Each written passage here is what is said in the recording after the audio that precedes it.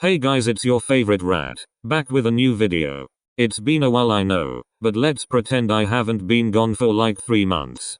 Anyway, today I wanted to talk about the pop opinions I found on Reddit because I love to stick my nose into other people's business, haha. Okay, let's get started. When I first read this, my dumbass was just like, huh? So are they just not gonna sing or? But I kept reading and I think what OP was trying to say was that JYP should stop marketing main vocals. And you know what? I kind of agree. I mean, JYP Entertainment idols have kind of been put on blast for their poor singing technique before. Out of the big three, JYP is kind of known for their dancers, not for their vocalists. And the ones who are marketed as the main vocalist don't get the spotlight they deserve, and they don't really get the opportunity to showcase their abilities since their songs are mainly dance heavy, like ITZY and Stray Kids. There's no point in marketing main vocals if they aren't going to push them. And JYP has a history of sidelining their talented vocalists like Jamie and Yerin.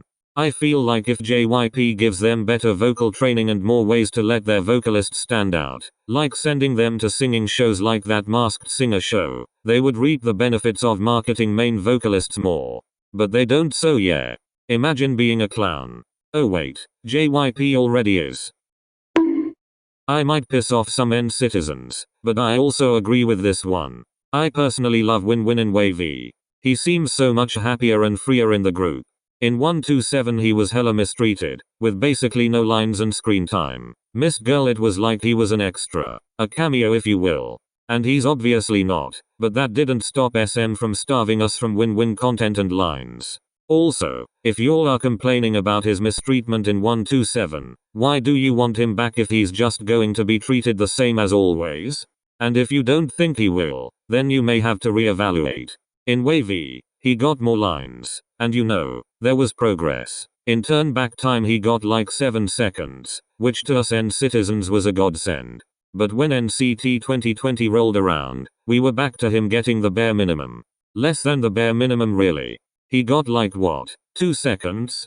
Tragic. Besides, I feel like he stands out more in Wavy. Maybe because he already had a pretty big fan base before joining Wavy, whereas Xiaojun, Yang Yang and Hendery were new and didn't have a huge fan base starting out. Anyways, I'm glad that WinWin isn't going to be promoting in 127 because our king deserves more than a line distribution of 2 seconds. It did hurt when they performed Touch without him though. I get where OP is coming from, as the structure of Psycho is pretty common, but I will have to respectfully disagree. When Psycho came out, I was floored. In my opinion, Psycho was something I hadn't really heard in the pop scene before. Although the song instrumental could have come off as basic, the synths and orchestra in the chorus was so unique and beautiful and I was enraptured. The concept is a dark and elegant concept with a twist, and I don't think that's something anybody other than Red Velvet could pull off. Even after the release of Psycho, I haven't really seen something similar done. Most groups go for that fierce and badass concept, or retro concept. Which isn't a bad thing. I go crazy for both concepts, but Psycho just hits so different. We all have that song that always tugs at your heartstrings or makes you feel some kind of way, and Psycho is definitely one of them for me. The song itself may not be the most creative, but a lot of pop releases and comebacks are about the whole package and vibe. In that case, Psycho is definitely not basic. And basic isn't always bad either. And I agree. Hoops. Now I love Oh My God, but there's something about Lion that just draws me to it more. I love how energetic and powerful it is, especially the choreo. Like someone better be playing that song when I'm on my deathbed because I refuse to feel miserable and weak while I'm dying. But seriously, I feel like such a queen when I'm listening to Lion. And have you seen the stages for Lion? Bruh, Miss Thang did not come to play. As much as I love Oh My God, I feel like Lion had a stronger impact on me. I even took the time to learn the whole choreography, and that's rare coming from someone who has bad coordination skills and has even worse memory. Oh My God has this intense, but like this chill vibe. No, chill doesn't describe that correctly. I'd say Oh My God is like a roller coaster, and Lion is just more consistent in terms of its intensity. But both are amazing, and if you haven't heard them, you gotta check it out. I won't disagree with you there. Like what OP says in the post, I miss when people would discuss the meaning of the music video and appreciate the cinematography. But I wouldn't limit that post to just Blackpink and BTS. Now, IDK if OP is only trying to pertain this to BTS and Blackpink, but I would have to say that most groups' music videos are filled with dry comments. Every music video I go to has the same comments complaining about not having enough views, or view milestones, or voting for some award show. Like I stopped reading the comments under music videos because it's all the same. I understand wanting to support your faves and getting them to 100 million views, but I do not want to see the exact same comments like 500 times. So I don't think it's fair to say that BTS and Blackpink have the worst comment sections since other comment sections are the same way. I mean, it's not really something to be that pressed about anyways.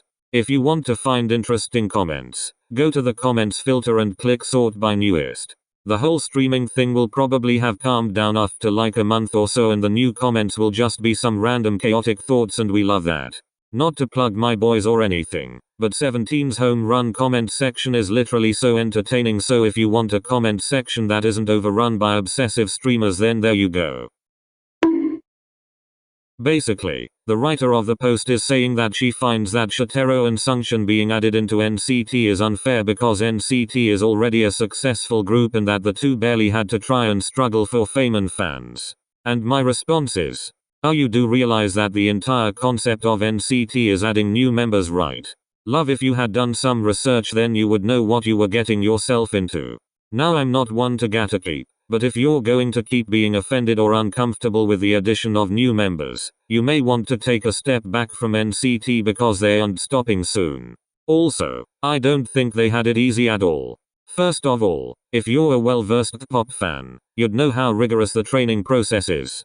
Training and getting into NCT, or any pop group, is no easy feat, and you never know how many tears they may have shed or how many injuries they've gotten before debuting.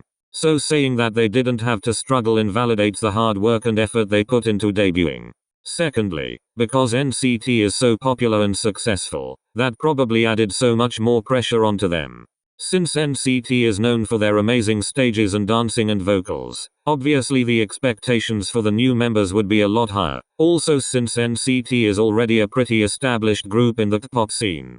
And lastly, all of the members of NCT are already well versed, or at least kind of versed with each other. They all have their own cliques, and they also are friends with each other since most of them trained or have done some sort of promotional activities together.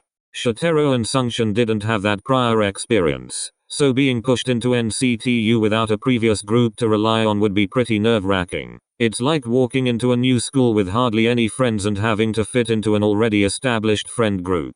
Sorry, I didn't mean to go off like that, but I am part of the Sungshin and Shotaro protection squad, so I was just doing my job. Bruh, you have no idea how pissed off that makes me. Yes, Vernon is half white, but the man himself literally has said that he identifies as Korean. He's openly said that he dislikes it when people says he's white. All these motherfuckers be trying to act like we're criminals when we say that he doesn't like being called white, and I don't know why they're so obsessed with trying to force his white heritage when he literally doesn't identify with it. He was raised in America for like 5 years, not his whole life, but apparently it's a sin that we shouldn't call him white. But Joshua, someone who's lived in California for like 20 years, isn't considered the American of the group, and you'll love to ignore him. Why are Delula so obsessed with him being white? Like, is calling him something he doesn't relate to on a personal level fun? Is it therapeutic for you? Do you need a punch in the face? Because I think you do. For those of you who are so offended by Vernon identifying as Korean, and keep pushing the he's white narrative, I hope you're enjoying that red nose because you be looking like a clown.